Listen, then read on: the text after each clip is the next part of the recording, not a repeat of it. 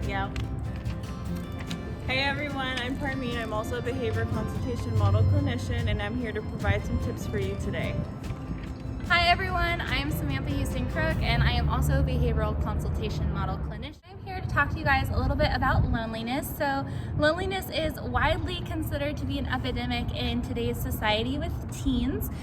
There are 61% of Americans over the age of 18 who struggle with feeling lonely, and I'm sure that probably some of you guys have experienced that feeling of loneliness either before COVID or currently in the state of the world right now. So it's totally normal to feel stress when faced with staying indoors and interacting less with people, especially when it is adding to other stressful issues or things like family problems or school, or if maybe you're just stressed about catching the virus. So these loneliness feelings and stressful feelings are totally normal. You are not alone. These factors can increase your chances of developing mental health issues like depression and anxiety, and so that's why we kind of want to talk to you guys a little bit about loneliness.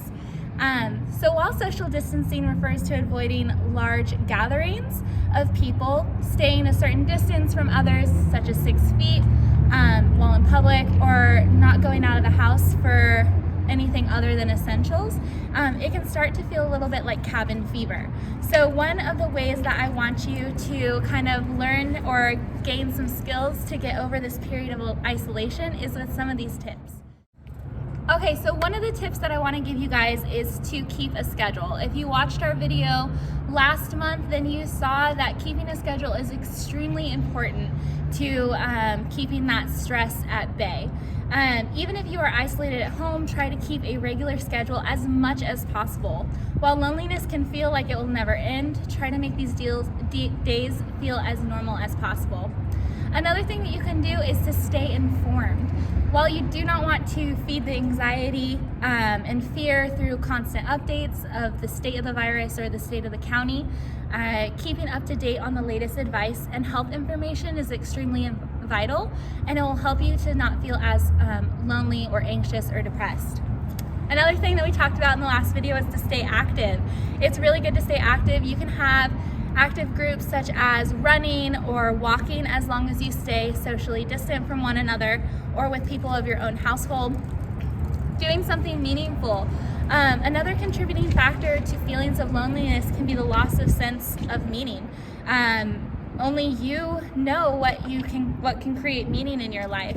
But here's some ideas to get you started. So one of the things that you can do is sign up for an online course. I know you guys are in school already, but signing up on a course on photography or a hobby that you can be a part of would be a great way to add some meaning into your life.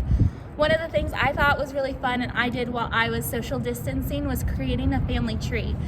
Talking with your family members, your grandparents, your aunts, uncles, and learning more about where you come from and who you are. Another thing that you can do is signing up to volunteer on online platforms such as the Red Cross or the United Nations. Next tip I have for you guys is to connect with others. By connecting with others, you can kind of curb that loneliness from the comfort of your own home. So many of us are aware of FaceTime and phone call and texting, but I want to talk to you guys about this fun thing called postal service. So you guys can use postcards or handwritten letters to connect with family members, or phone calls or video chats as a way to connect with family members and friends. You can also do some cool things over video games by having like multiplayer video games and media, as well as using your hobbies and your interests to kind of continue where you want to go in a way to curb that loneliness. The last one that I have for you guys is finding a source of comfort. One of the things that I love right now is that I can have these different hobbies that can turn into my source of comfort. I know you guys are probably seeing everyone is picking a new bread recipe to bake, and baking is a great form of comfort. Same with cooking. It kind of makes our hearts feel a little bit happier when we eat a comfort food or something that makes us feel good or remind us of happy memories. Another thing that you guys can do is give yourself a foot massage or foot spa or take a bath, as well as other coping skills that we're going to talk with you guys about soon. Most importantly, practice self-compassion. Self-compassion is extremely important during this difficult time. If you find yourself saying things like, I shouldn't be feeling this way, or pushing away difficult emotions, this will only make your loneliness feel a little bit more heavy. So if you are struggling, try practicing guided meditations or other coping skills that we're going to talk to you guys about right now. Alright, hey guys, so I'm going to explain to you a little bit about what a coping skill is. So a coping skill is any characteristic or behavioral pattern that enhances a person's adaptation. Meaning that if we feel stress all the time, we can create these defense mechanisms or coping skills to help us better manage or lessen the stress. These can be distraction techniques or tools to help us process through all that we may be feeling. So I'm going to pass it on over to my friend Elizabeth to kind of give you guys some examples as to what coping skills can be.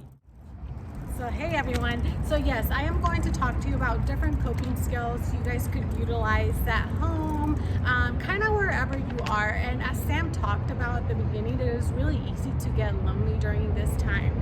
So one thing that I always start by talking about is talking about deep breathing. And the reason why I start with this coping skill is because this is something you could do anytime, anywhere, when you're feeling lonely, when you're feeling stressed out, when you're feeling mad. This is a coping skill you could utilize whenever. So how I teach my students this, and what I want to teach you guys, is that you could use your hand when you're deep breathing. So what you could do is you could breathe in, you could breathe out, you could breathe in, and you could breathe out. And you could just continue this pattern over and over till you feel at peace. Another thing you could do is called the grounding technique. So that means you could look around to see what's in your room, what's outside, wherever you're at. You could just be in the here and the now and look around. So point out 5 things you see. So I see a tree right now, I see my colleagues, I see a car, I see a door, and then I see some leaves. So you could just look around to see what you could see. You could also use your 5 senses. So what you see, what you smell, what you hear, what you taste, and what you could touch and feel. So you could also utilize that. Another coping technique you could utilize is journaling. So if you have a notebook, anything, and just kind of talk about how you're feeling and let those feelings out. Another thing a lot of people are doing might be baking, cooking. Some people that like exercising might go on a run, or some people might have some weights. They'll, lift some weights and get stronger.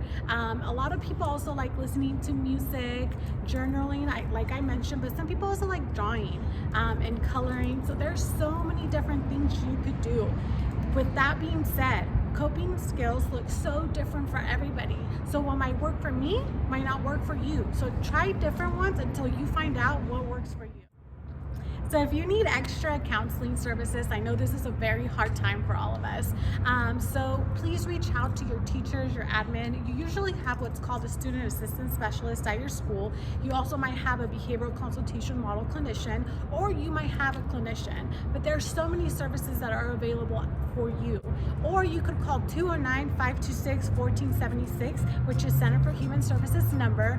Somebody will be on the other side. They will explain to you the services and direct you to the appropriate referral for you. Or you could have your parent call, obviously, if you're not of age, just so we could get services started for you if you feel like you need some additional counseling services. We'll have a great month, everyone, and we'll see you at the next mental health video.